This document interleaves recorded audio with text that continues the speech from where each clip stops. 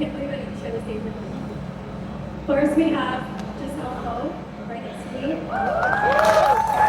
Jocelle is the founder of Asian Pop Weekly and online literary magazine that talks about uplifting SNBA voices here in Asia. And she's also founder of Couple, which is a feminist podcast that talks about gender equity, and it's just incredible, and I'm so glad to have you today. Next, we have Shazza. Shazza is a Punjabi songstress, cross-racial artist, and she writes songs about the experiences of her life and teaches them. Thank you so much for being here today.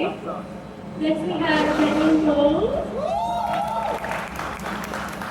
Manny is the CEO of Timbre Group, and actually Daniel and Ali. Hi, Ali.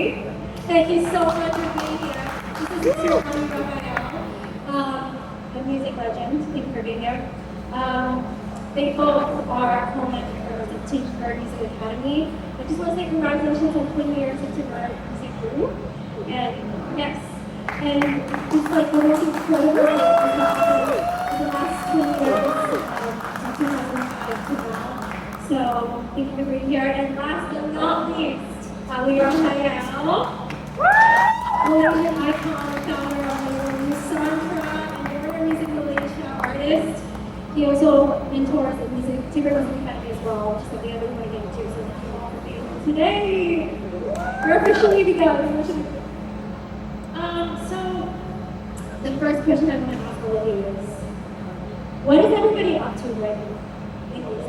Just to, I'm still, I know it's super simple all the time, like, I'm just like, what?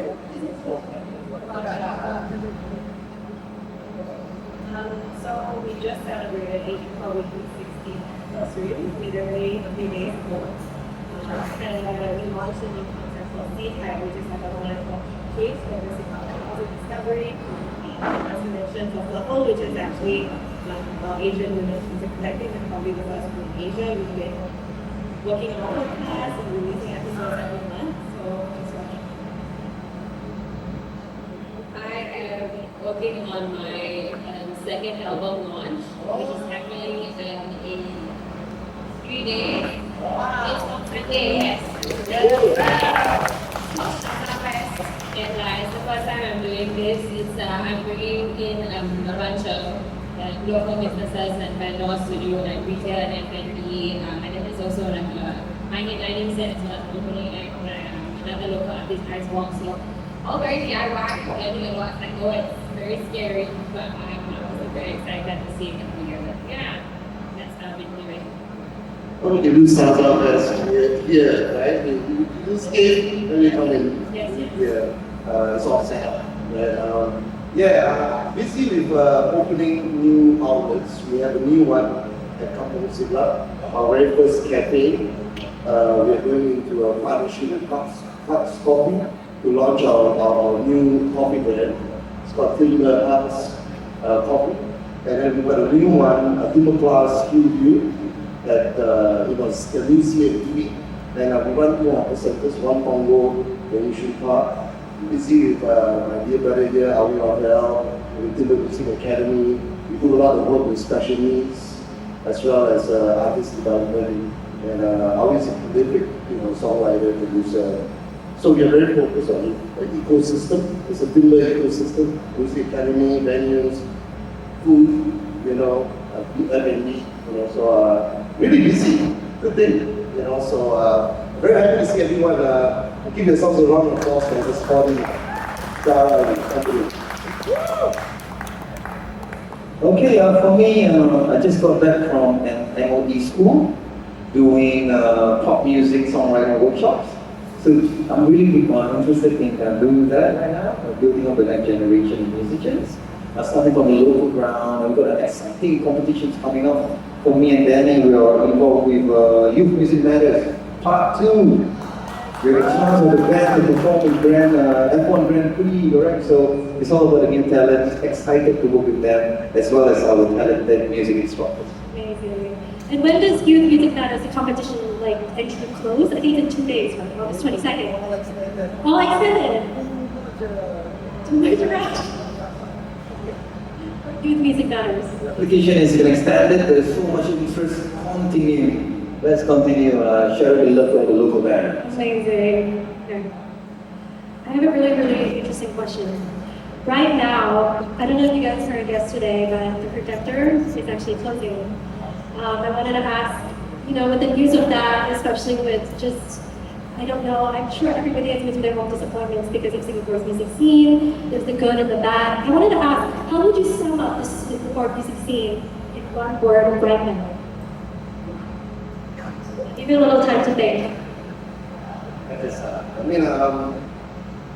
I'm also president of the Singapore Nightlife Business Association. Yes. So we deal with the nighttime economy, venues, night markets, retail, and frankly, it's a soft market right now. People are going home earlier. We have coffee parties now. Things are changing. COVID has changed everything. So we have to be extra creative. I'm very sad to see that the projector is closing. But it's things that things are changing so quickly that the spot that and change, and adjust. Cinemas are having a hard time.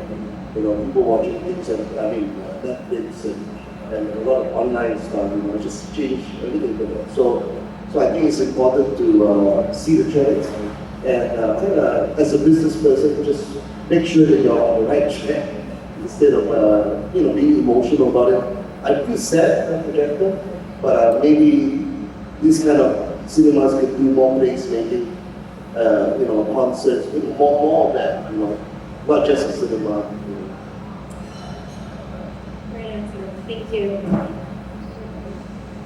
I would say that obviously in my day job I also focus on Singapore Asian music scene a lot.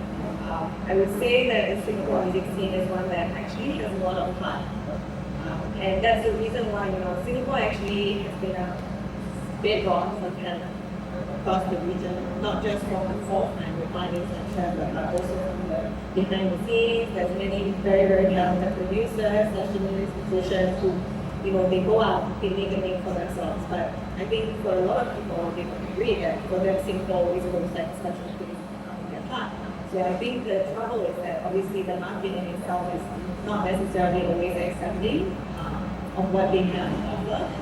But that doesn't mean that there isn't talent and there isn't that potential for growth. It's just like, as Danny said, you do have to be really, really creative because unfortunately, I would say, to me, Singapore society is not structured in a way that incentivizes our local audiences to support, right? It's hard, sometimes it is hard to split your budget between all the different shows and the cost of living and everything, right? It's not always easy. So I would say, actually it's a lot of fun. It's just how are you going to show that? How are you going to show that to the audiences? That's the biggest issue there. I think for me, I've been writing for a long time, since I was 11, but I've only been in the industry professionally from about 2022.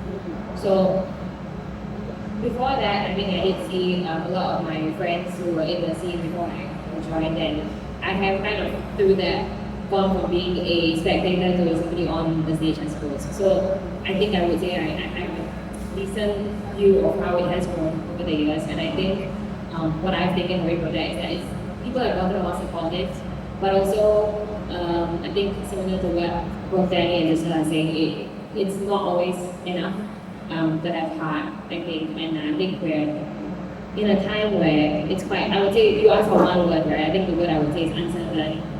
Because I think a lot of people who I've spoken to from the previous generation of music makers, they have told me that it's gotten better, and I think I can see that too. People show up more, they are a bit more supportive and everything, but also things are always changing. And I think we're in a time where things are perpetually changing, very, very often, very fast. The landscape of the world in general is changing, our priorities are shifting. So I think it makes us turn into people who have to pivot, I think, very much, very often. And I think it's a good thing because it keeps you on your toes. So I think that's the way I'm trying to look at it. Yeah. Really appreciate that. Do you want to answer? Okay. I actually wanted to touch on what I think Shazza was a great answer. I wanted to touch on what Danny said earlier about shifting from emotion to being a businessman. So how important would you say navigating as an artist, balancing the business side with your emotion and authenticity? How important is it? And what advice do you have for upcoming musicians who are wanting to navigate the business? Any advice on the business side of that, a little bit of that? Wow. I'm a musician too. I started as a musician. You did as a blues musician. I worked in Australia for 5 years. Frankly, it was life-changing. Avi also, he was in Melbourne, for a year, too. Right? That changed my life. Australia is more different ballgame. You set up, you do sound, you do poster, you sell tickets, you do press release. Nobody's gonna help you. So I'll start with that. I think being a musician, you're an entrepreneur. You're selling your music, you're selling your brand, personality. You want to work with brands to sponsor you.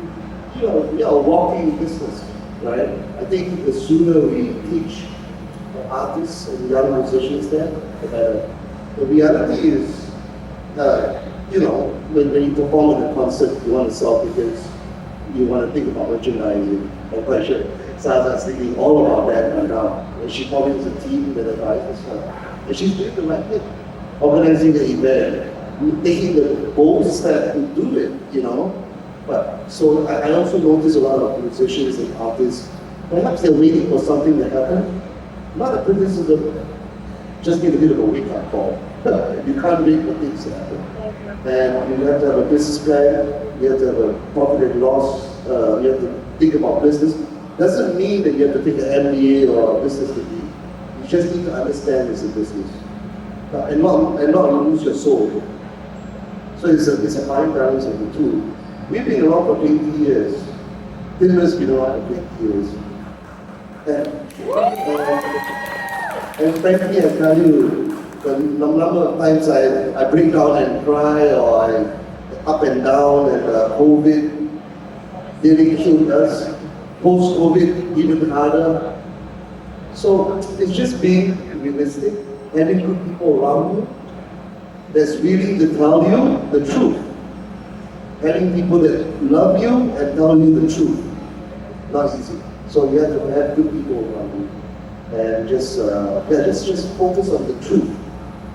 Not emotion, logical truth. That's all I say. I always say this to my family, that I think truth is actually the highest form of love, because not everybody gives you that. So, yeah. Thank you so much, Danny. We'll get to Shazza and what Danny actually focused on, balancing business and emotion. Kind of like to that, I would love to ask about how do you balance originality as an artist, navigating commercial viability, especially in this new day and age. Because I know you went to study communications in New York, am I right? Yeah, and just wanted to ask about how you navigated utilizing your studies there and applying that to the strategy in your own. I think again my mass comm background ended up being playing a huge role in the way that I operated as a musician, especially starting out.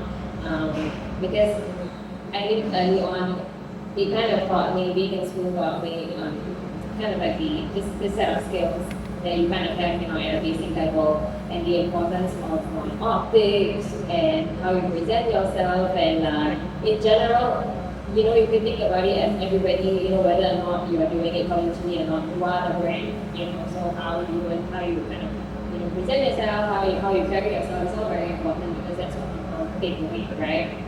So for me, going into music, it started from a place of heart and just my love for the craft. But I think I also knew that if I wanted to make this work, it was going to take a bit more than that. And I'm very blessed to have a dad who is a creative director as well. So I am in a family, my family is a bunch of creative staff essentially, which is why they are very supportive. Yeah, That really matters. yeah, they have been a bedrock of my career, I would say, and a lot of my success goes back to that and the amount of support that they've given me. So having that in my corner, I think did a lot to teach me the importance of it, and I take a lot of pride in it, because I think what I learned is that, like Danny said, you have to do it yourself. You can't wait for somebody to come and give you an opportunity. And a lot of the time, I think it's a space that we end up being in. Also, I think I don't know, probably growing up, you watch like American Idol, X Factor, something at one point like that. Okay, I'm going to take part in X Factor. And what? And my friend, you have all these big dreams and then you don't know how to actualize it, and it's very frustrating to be in that space. But I think the first step comes with kind of believing in yourself, and that authenticity is what's going to take you far. That's what I learned, being honest with your audience about what you're trying to do with your music, and just believing in yourself, even if you don't really do it, like if you can't really believe in yourself fully, faking it till you make it is very rough, and you have to be your biggest fan. You really do, and I think that's how I started. What got me where I am, and the communications is just a means for me to be able to present that now. Thank you. I actually want to bring attention back to Ali. So you mentioned just now how you mentor special needs children, you mentor through workshops, and actually touching on that.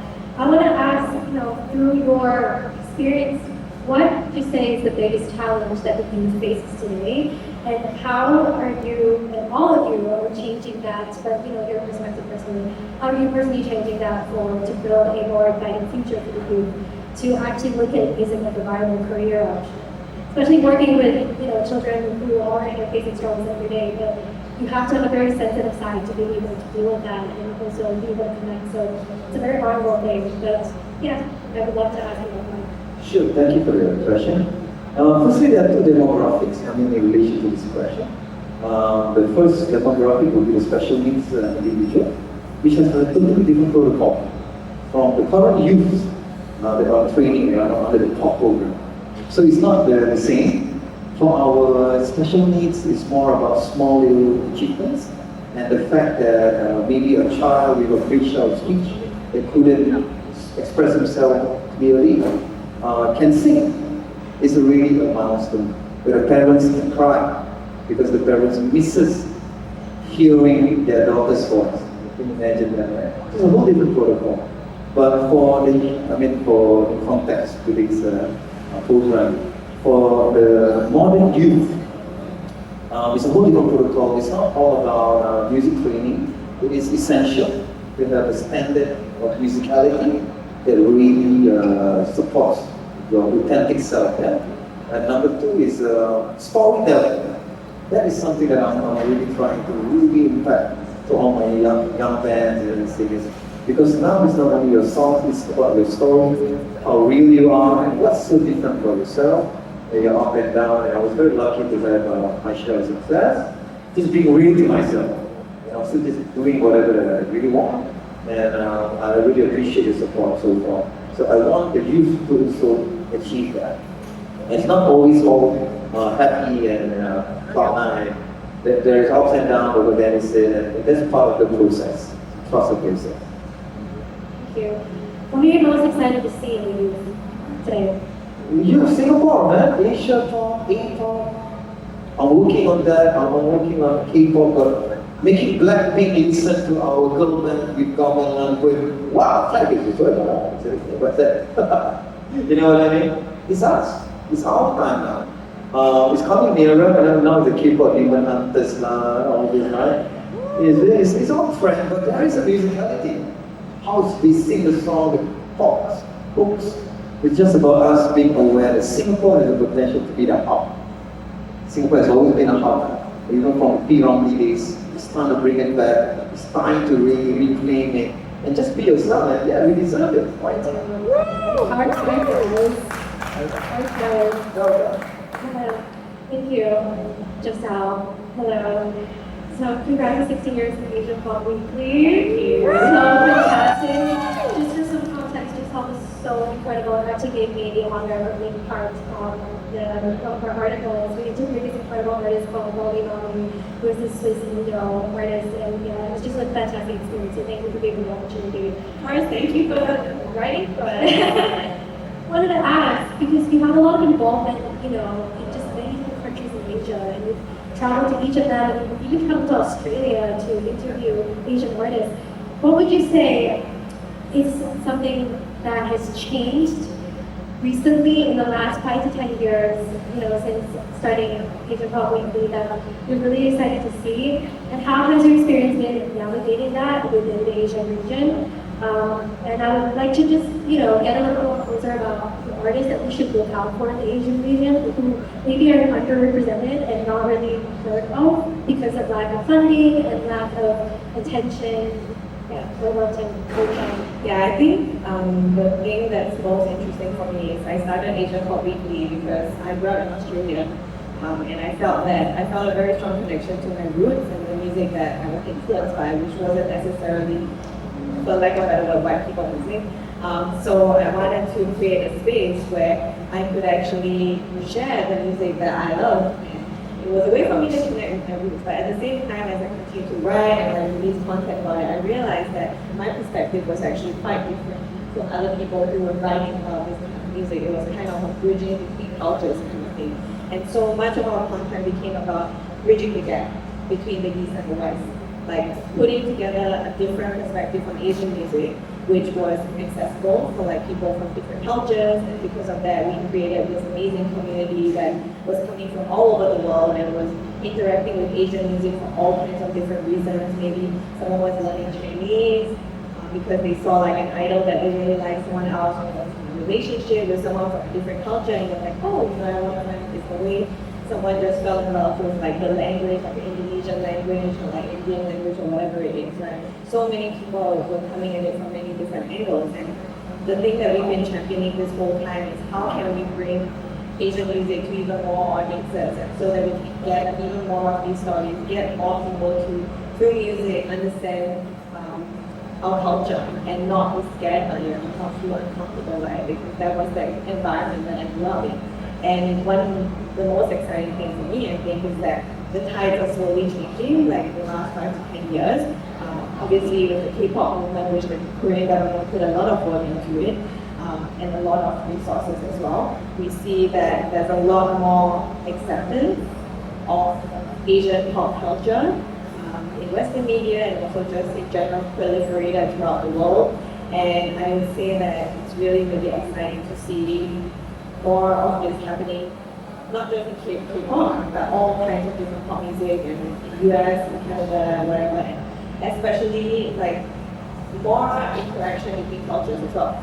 You see Asian American artists who are touring in the amount of Johnny Handy's girl, Times perform, right? So I love to see those kinds of interactions because cultural dialogue is not a one-way street, it's two ways. So yeah, that's the most exciting thing. And in terms of artists who I think are interesting to watch, artists like Shazza are interesting.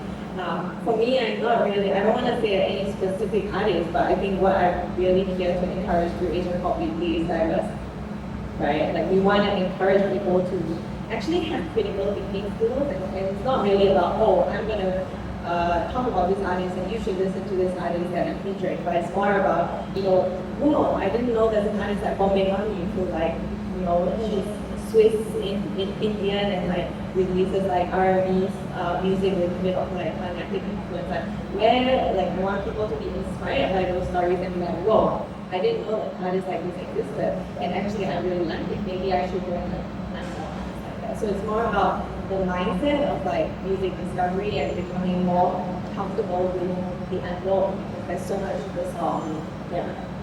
Thank you. I definitely agree. I think one of the main themes in Asian Pop Weekly and a lot of the work we do is feminism and supporting women. Can you talk a little bit more about what your perspective of the gender equity is in Asia right now, as well as your podcast Global, and share a little bit more origins of that and how that started and what you intend to do with that, and your affiliation with TuneCore as well. Yeah, so I think with Asian Pop Weekly, we were trying to focus on core values that were universal. So it's not just tied to any specific culture, because I feel like I am a global citizen and the culture came in.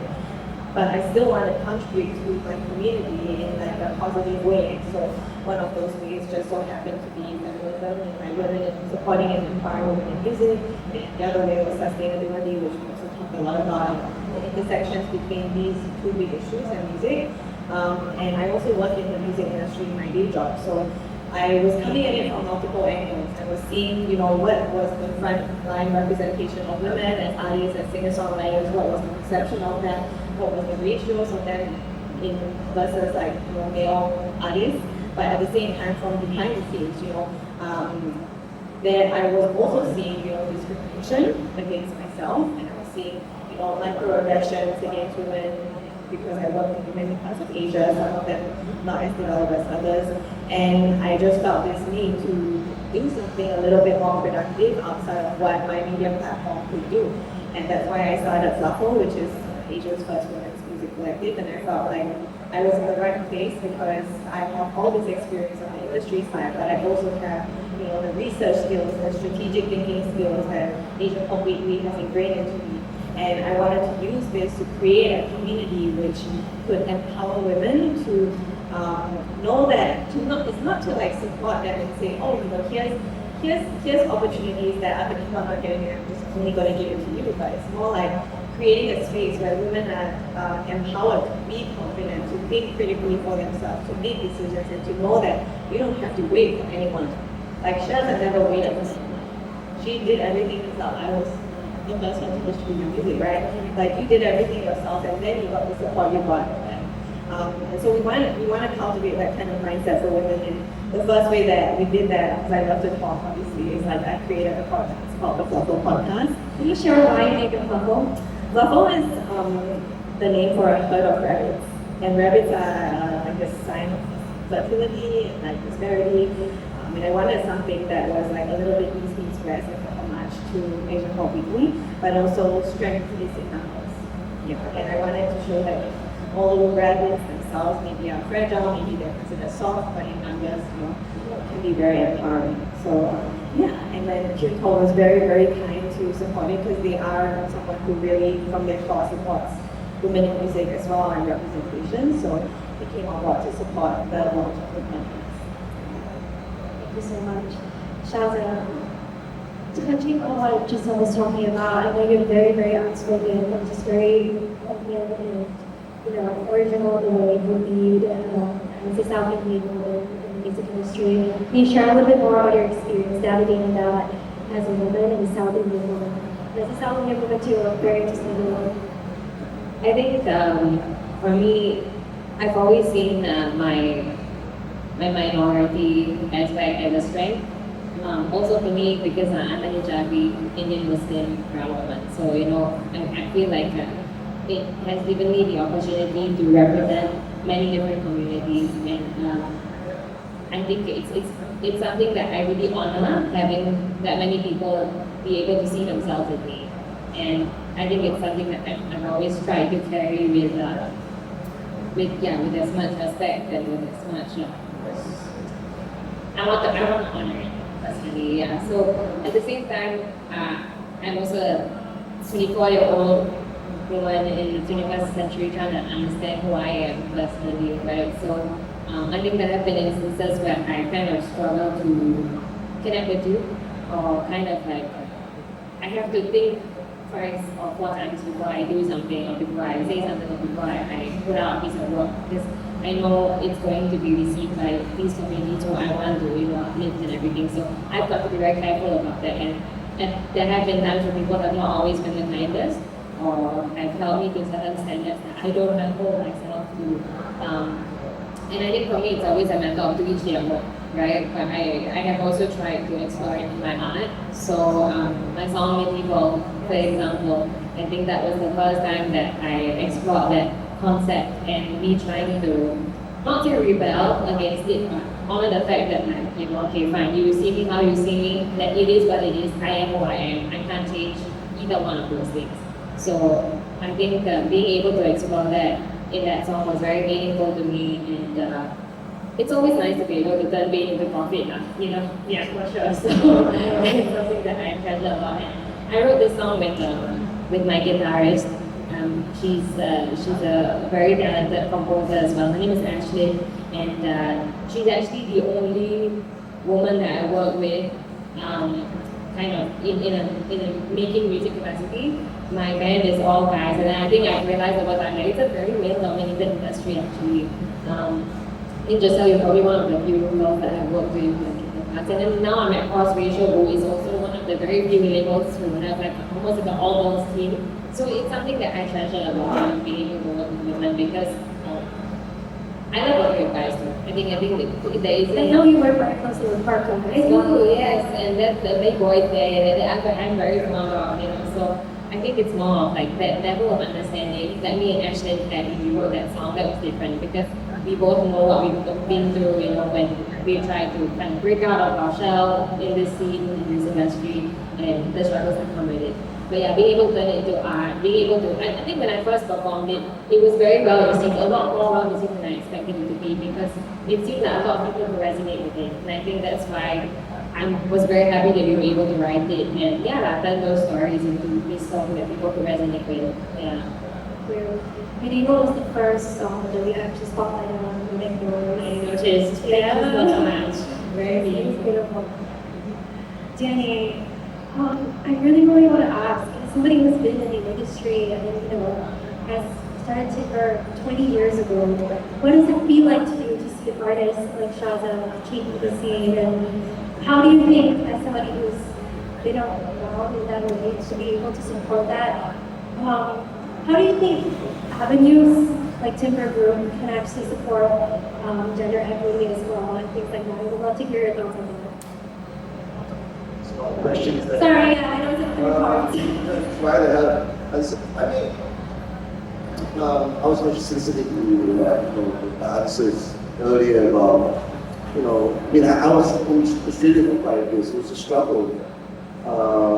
My band was very blues, a bit of soul and funk. Then the lead singer was actually just me and him, the Asian guys. So funny, our branding was the two China guys, the Chinamen that played blues. That kind of helped us actually. One spread, there's two guys from I don't know where, they play blues. So I think sometimes you just have to find a unique storytelling. We played as a band in 2000. We released our album in 2000. And I managed to get to perform in the Blues Fest, Byron Bay, in the same stage as James Brown. Played in Memphis. Unbelievable, opportunity, and then the rest of it. What I'm trying to say is that it's a storytelling that you have to focus on. It's also brand, right? I'm no longer playing regularly, but I still think about it for artists sometimes. And secondly, I think the ASEAN opportunity is very exciting for me. Malaysia, Singapore, Indonesia, the news are now, and also broader than that, Thailand, Vietnam, even Philippines. We organize one Filipino concert every 2-3 months, and we always sell out 600. Filipino singers or something else? Not just that, they are all talented. They grew up in karaoke, Everybody wants to be Mariah Carey. But beyond that, and also church and all, but beyond that, it's about the original music we play. And we do the concert here, the 31st of August, we have an event called Sponge Cola, and we almost sold out 700 tracks. And the tickets are $50, $80. It's not like $20. It's really like, it's not cheap, But my point is that the Filipinos love their bands because they value their bands. They're willing to pay $30, $40, $50, $60, $70 to their bands. It's true love. And I'd like to see a lot more of that, whether it's male or female, we are going through the same struggle. But obviously, I empathize with anyone who wants to fight for a cause. I'm just saying it's hard for especially Singapore musicians to organize their own concert and charge $40, $50. It's like, will people buy, will people support? But so I really applaud anyone who's willing to try, right? And people should pay. Buy the merchandise. Not just like the Facebook page or Instagram. Really translate it into a business plan. You know, it's going to come from somewhere. Money is going to come from somewhere. It's not just about the kind of support where it's about social media marketing. It's also about, you know, the business there. So that's what I was saying. And for us, we've been supporting Singapore bands since 2005. I kind of semi-retired from being a musician and went into business. And we've supported everyone, from Inch Chua to Seven Willows, when we first started, to Plain Sunset, all these bands that come along. Albit was playing a few first gigs with us in 2006, 2007. Albit was the first resident Friday band in 2005, you know, and along the way we support Sarah Lee from 53A. We can do what we can as a music venue. We are cover bands mainly, but people need to make a living. So I'm not ashamed of that. They play cover music, so Great. I understand. You know, people say, oh, you know, original or something. But actually, it's the Beatles who were a cover band for the first 2 years in Germany, and they became the greatest rock and roll band. They were playing in Germany as a cover band. They were playing Chuck Berry songs, Ray Charles, and blues. So we gotta start somewhere. I think we just need to support venues, artists, companies that support musicians. And at the end of the day, put a value to it. Pay. So that they can be sustainable. Yeah. I really want to ask you about the live music scene. What are some specific live music venues that you want to mention that, as you know, just the general public, you should look forward to in terms of watching people going off? Because live music has come up and down since COVID in the last 5 years. Well, I gotta be honest, live music is down right now, only because of COVID, the 3 years that we kind of went into our rooms and watched Netflix. I think it's hard. It's going to be difficult for the next 2 years. People are going back at 10 p.m. That used to be the case. You know, they go back at 11, take the last train, maybe share a cab, you know. You guys are very young. So my day was that I'll share a cab with a friend, you know. And it only cost me $5. Yeah. I don't want to reveal my age, but, you know, it's just change, man. You pay $40, $50 to go back home. So it's a systemic thing. It's about people going back earlier. People are more healthy in terms of alcohol. People are drinking less. They're doing more coffee parties. It's changing. So how do you make it sustainable? You gotta think different. You should do gigs with coffee, maybe. You should do gigs with, a bakery. You should do gigs with branding. We should do this. I'm doing a wrestling event here. On the 30th of August, we have wrestling here. We're doing an event here. On the 31st, we have a Filipino band playing. You guys are just think of a way, man. You just can't wait for people to come and inspect the 11 p.m. till midnight. It's not going to happen anymore. So I know we're running out of time, but in short, it's all about being just thinking about it and kind of pivoting, like what Shazza said. Pivot. Every month I'm pivoting. Never stops. Thank you so much. I actually really want to ask you a question, but there's Q&A happening. Sure. So I'm actually going to turn the attention to all of you guys. Reality! Yeah, okay. Everyone good? Some good questions. So we have a QR code on the screen. And if anybody is interested in asking a question, please. Oh, we have some responses already. Okay. I'm going to give my mic to Zara and she's going to ask. Okay, so this is from EasyQ. Are you here? General question for everybody. Because of the shakiness of the music industry here, do you still get to say no to things, or do you feel obliged to do as much as you can? Oblige and leverage. You gotta have a strategy. You can have a persona as a musician, but always stay like a businessman. Learn it from us.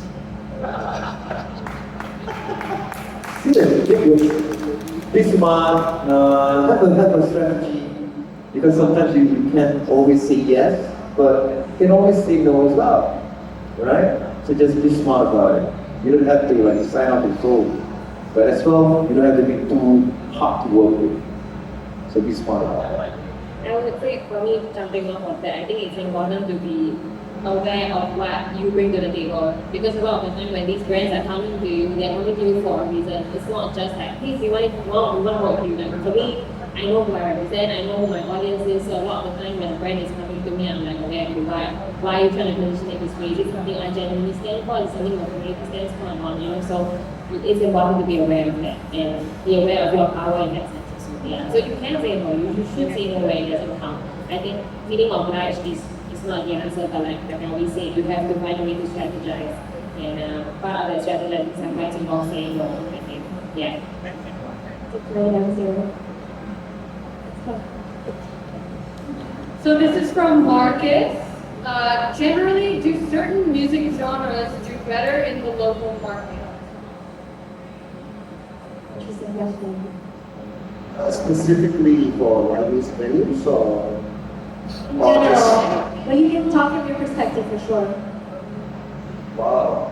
So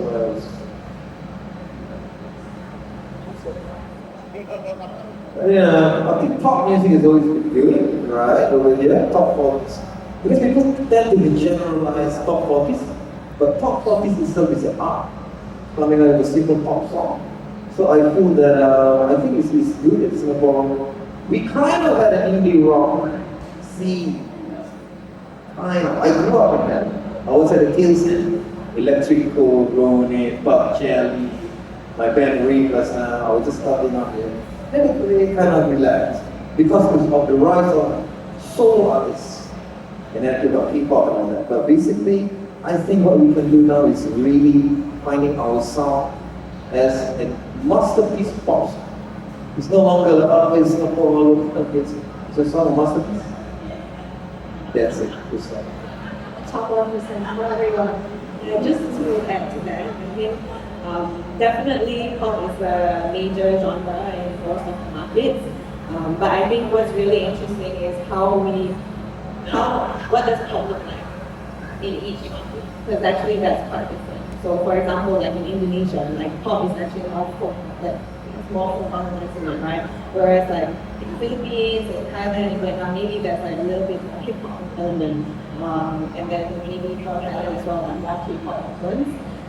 So I think it's actually not looking at everything as like monogamous, like just one whole thing. You should actually be looking at as an artist what draws you to it, what you want to achieve, and then looking at how you can fit that into like what the market is doing. And that's always room for you to do something differently and reinvent the wheel as well. And you can always, if you do it creatively, you can always find a niche for yourself, even if it's not physical. I'm going to make a prediction, I think, in terms of pop releases and projects. I feel there's a strong potential Singapore, Indonesia, Singapore, Malaysia, Singapore, Philippines, and then ASEAN thing with languages. You know, how K-pop is doing with me, look at Bruno Mars out of nowhere, right? I mean, so we ought to support the region a lot more. And I played in Indonesia quite a bit, and I absolutely love the scene in Indonesia. I mean, good friends we have in Indonesia that we play with them. Great music scene. A Singapore band, but they like love music. They just love music, right? And how do you actually translate that into diplomatic, cross-cultural, respectful? My language, your language come together. We are Asian, we are ASEAN. That's going to be a very interesting one. Because so many people in Indonesia can collab with Indonesian artists, and it's kind of like I scratch your back, you scratch my back. You are expanding your base. So I think if you really want to do something, I think you will need ASEAN. You know, not just Singapore. Too small. Singapore is too small. We work together for sure. We have one more question from Marcus. Looking at the Western artists, they lean into the visual world of building their music. Can the same framework apply to Singapore, or are there limitations as a result of the business side of things? Would be nice to see more visuals for musicians. Okay, I don't know why you asked me this. Okay, honest with my friend. But I think for me, when I first started out, the way that I broke into the scene, I think it's partly because I did this music video to accompany my first professional debut song, Vibrancy. And this was an independently put together video that I conceptualized with my family and my friends, and self-funded, self-directed, and just it was a DIY all the way. But I think the reason why I did that with my parents' support, especially, they were the ones who told me, like, if you're going to do this, you should do it all the way. And I think it worked out because it kind of created a splash. It was kind of unexpected because that was how I put out my first song. So nobody knew who I was, and then it came with that. So it was nicely packaged. And I think what took it very far was also the additional fact that I did it DIY with my friends and family. I think that was a very wholesome aspect to it. But I also feel like it's not been the most sustainable way for me to continue releasing my stuff, which is why nowadays I don't do as many music videos and stuff. In the past, the times that I did do it was because me and my dad are very fond of film and cinematic approaches to visual approaches to music and to art, and finding a way to meld all these things together. But I think in Singapore, it doesn't always fly. I think it's not really something that the audience always picks up on, So you have this beautiful video to go with your work, or whether it's going to receive the views or create the impact that you wanted to create, it's not guaranteed. So I feel like it's not something that I really turn towards as a viable way to push my music anymore. If I do it, it's because I like the song, or there's like a smart way to do it on a budget, and it feels worth doing for myself. I don't really do it with the intention of having the music, because I don't think it's very business savvy at this stage to do it here. Yeah. Okay, we have time. We have time for about like 2, maybe 4 questions. This is a big one from Ezekiel again. With the recent controversy of Spotify's CEO donating $700 million to AI military organizations, and how little it pays artists for their music, new artists' hands are still tied when it comes to publishing music on the platform, because Singapore doesn't have other platforms like Tidal, and Spotify offers a bigger platform and opportunities. What are your thoughts? I think this news created a big dilemma for me personally because of my values and what I know I stand for very strongly and very clearly. At the same time, while it is presented as a sort of stuck between a rock and a hard place, I don't think it's that complicated. I think it's just a matter of doing it with intention and finding a way to do it differently, because I think I'm currently looking at how to kind of, I'm not gonna say any firm plans at the moment, but I am trying to find a way to align my values with how I release my music. So I just put out my most recent album. I went ahead with releasing it on Spotify and everything, but going forward, I really appreciate all the support that the Spotify team has given me over the course of my career. I feel like the CEO's actions do not represent that, the thoughts and feelings of the staff, and I really appreciate the staff there. I've really enjoyed working with them. But also, I don't think it's a viable way to think that I'm just one person, how am I going to make a difference? Because I think then nobody's going to make a difference, nothing's going to change also. So I think the point is not to kind of act rashly, but more to show that you can do it alternatively, or find ways to kind of align your values with the way that you proceed. So that's something that I've been thinking and mulling over a lot. I don't have firm answers yet, but I have been giving it a lot of thought. And I like that question. I think it's important that we think and talk about it. I mean, I can't add to that as great. I think we need to be a little bit more encouraged to speak our minds. We talk about critical thinking. Critical thinking comes with platforms that we can actually express ourselves respectfully. Right after this week, I didn't expect to perform today, but I'm going to play my dear brother Awi. He wrote a song in tribute to someone who's helping in Gaza. And I love this guy. It's a song, and you do things to support things in music. That's what the blacks did, that's what that's what different communities did. Along the way. Music was always a form of expression for the disenchanted. There's disenfranchised. And when he wrote that song and I heard it, and then we dedicated it, there was a music video out to a very dear Singaporean who is actually doing Love 8 in Shazza by my dear friend who's not going to mention the name, but you can check it out, Love 8. And it's things that you can do. Spotify's one, I'm not I'm going to get a lot of comments about that. But what you can do with music is to make a statement.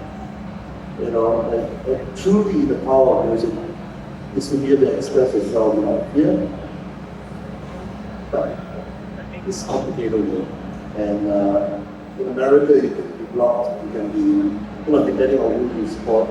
It's such a polarized society. This is something I think you can do, creating songs, letting people listen to it. Art speaks louder than words sometimes. That's right. Okay, I think we can wrap it up with this.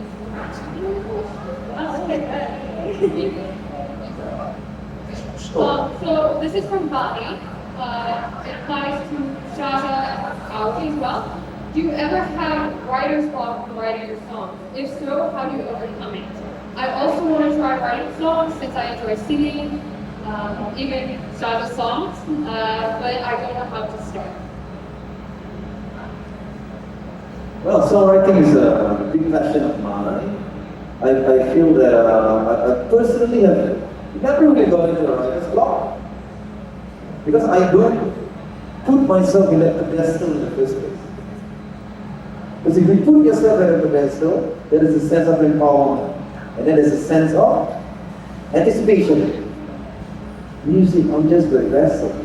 Whatever comes to me flows. The fire inspiration will give it to us, but it's the vessel. We're just a small, tiny little fraction of the whole equation.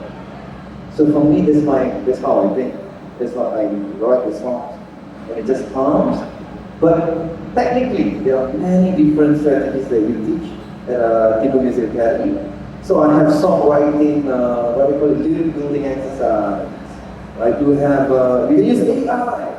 I was talking about my good friends about using Sumo AI, understanding how they do it, and then doing it your own self. Because AI can take it as far as it can, but the only thing that it cannot is the human connection. So there you go.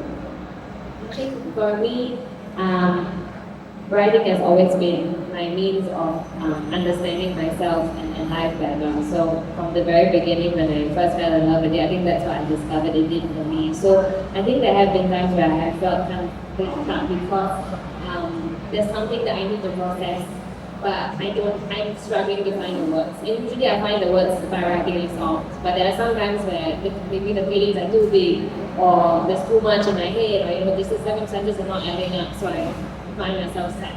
But I think it teaches you to, pivot again, it teaches you to kind of find ways to create out of you. I don't think it's something you can always force, but starting where you can, learning to overcome the fear of it. I think there have been times where, because I know I'm facing a block, I get scared of my instruments, for example. I get scared of picking up my guitar because I'm afraid I'm going to disappoint myself. But I would say it's not that serious, actually. It's a means, and you are just a vessel. So I think thinking that way for sure is a very good kind of approach to make it feel less scary, but kind of allow it to work for you a lot more and allow it to serve you a lot more. Because I don't think, as with many things, I think we should put less pressure on ourselves, give ourselves more grace, and just do it to ease your heart.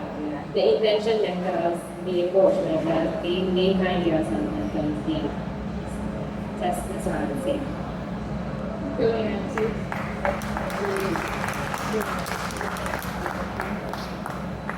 There's actually one more question we have from me that I prepared.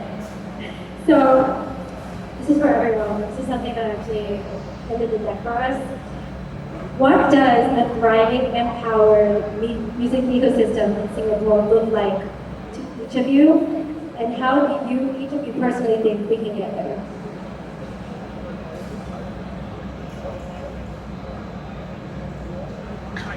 I would say understanding and respect is very important to me.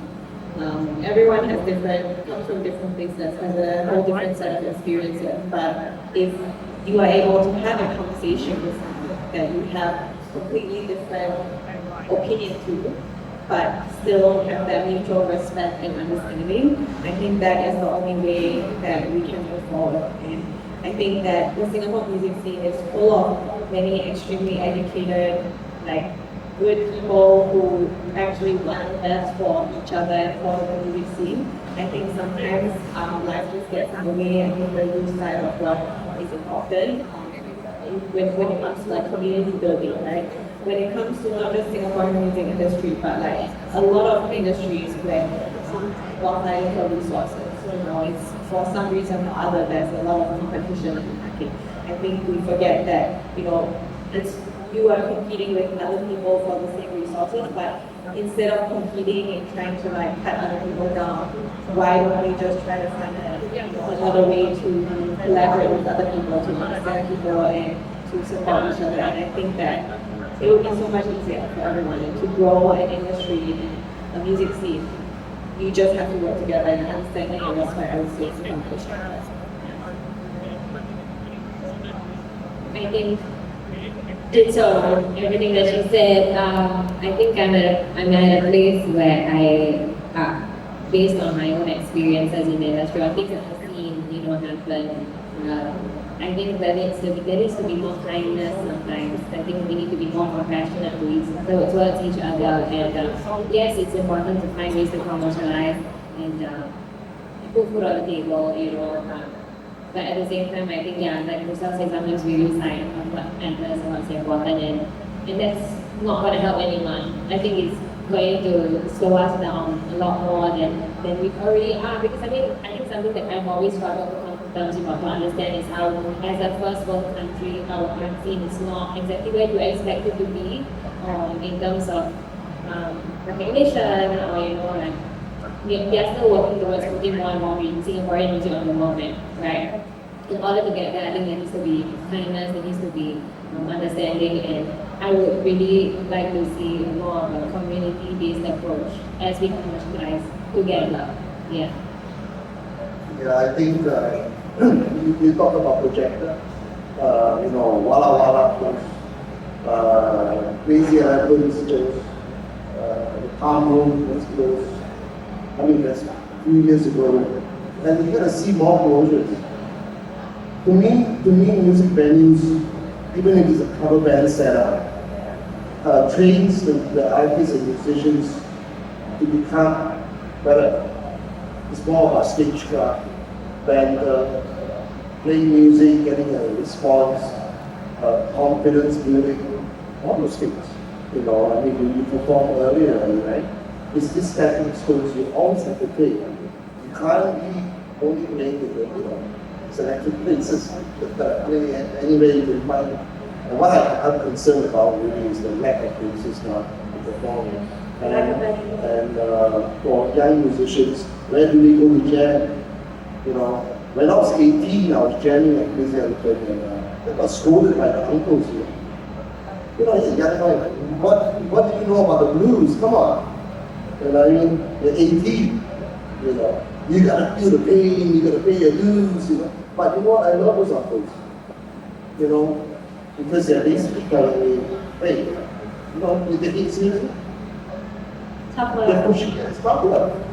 So where's the tough love? I think I would not answer too much about ethics, but live music venues are important for bands like 53A, even Seven Billows. The first gig we did was Blue Jazz. Second gig we did was Timbre, Substation, stepping stones. And we're going to lose all these gigs. Live music venues, we don't know where to put it. And that's why I think I'm a big proponent of that. So, live music venues, support them. This is, for example, this is a live music venue. Blackbird as well. Blackbird is one of my own, and we support the original musicians there too. You know, it's hard. You know, and you can't judge someone paying $5 for a Guinness. It just doesn't make sense. But probably you have to.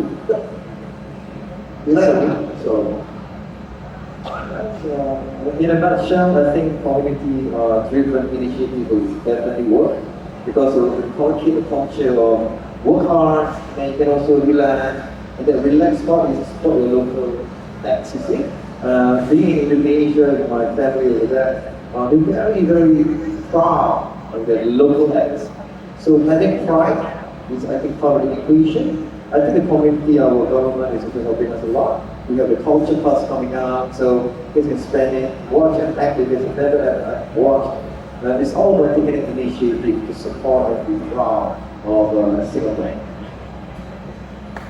Such a good I think, okay, we have come to the end of the panel. Can I just say something? Give up for Zara. Zara, stand up, really. She texted me and this I know of that, so it's kind of an unfair advantage, but she texted me and Zoomed to me in New York to make this happen 3 weeks ago. Yeah, You know, so quickly. It takes a community of friends and supporters come together, and I'm very, very honored to share the stage with Shazza, Jocelle, and also Ari, and of course, Rania. You know, this took 1 week to organize. 1,000 WhatsApp messages. And it does not matter. It does not matter if there's only 10 people, 50 people, or 100 people. Is that we put our passion, we do our best. So I want to just appreciate the organizers. We can please support them, really noise. I want to say thank you. I mean, this is generally our first launch, so it's so TMI. But thank you so much for being here. I will never forget that you guys were the first panelists. Such an honor. And thank you. Thank you so much, everybody. Stay for hours, stay for hours. Rafael will continue the stage next. Other than that, thank you so much for attending our very first We Make Noise Singapore chapter launch here at Timbre Plus One Door. Thank you. And thank you to the Timbre staff as well. They've done an incredible job tonight helping us produce this event. Thank you.